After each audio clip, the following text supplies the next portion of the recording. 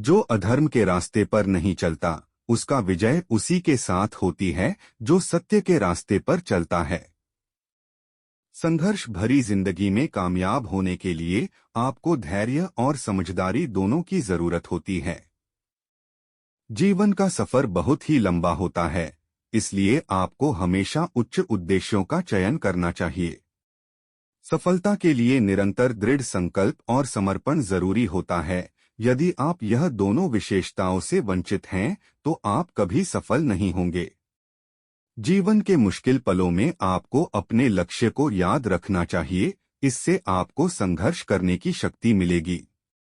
अपने लक्ष्य के लिए संघर्ष करने के लिए आपको स्थिर होना होगा, इसलिए आपको धैर्य और सहनशीलता से संघर्ष करना होगा। संघर्ष के समय में निराश न हो, क्योंकि निराश होने से आपकी समस्याएं बढ़ सकती हैं।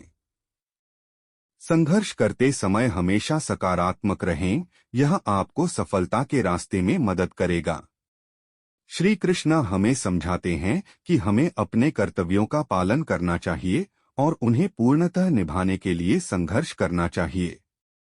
सफलता के लिए आपको अपनी जिज्ञासा को बढ़ाना चाहिए और इसे निरंतर संवेदनशीलता के साथ जीना चाहिए। श्री कृष्ण की मोटिवेशनल शायरी से हम सीखते हैं कि संघर्ष के दौरान हमें अपने संघर्ष को सामने रखना चाहिए, इससे हम अपनी मनोदशा को नियंत्रित कर सकते हैं।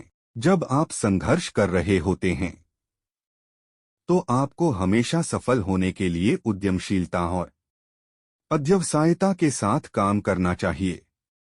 जीवन में आपको संघर्ष से डर नहीं लगना चाहिए, क्योंकि संघर्ष हमें आगे बढ़ने की शक्ति देता है। अपने जीवन में सफल होने के लिए हमें धैर्य और सहनशीलता रखनी चाहिए। जीवन में संघर्ष से नहीं घबराना चाहिए, इससे हमें नई ऊंचाइयों की तरफ आगे बढ़ने में मदद मिलेगी। कि जीवन में दृढ़ संकल्प और उत्साह रखना बहुत महत्वपूर्ण है। सफलता के लिए आपको धैर्य और कड़ी मेहनत के साथ काम करना होगा। संघर्ष से निराश नहीं होना चाहिए, इससे हमें सीखने और सुधार करने का अवसर मिलता है। जीवन में हमेशा सकारात्मक रहना चाहिए, क्योंकि सकारात्मक सोच हमें सफलता की ओर ले जाती है। जीवन में हमें संघर्ष को स्वीकार करना चाहिए और उसके बाद उससे सीखना चाहिए।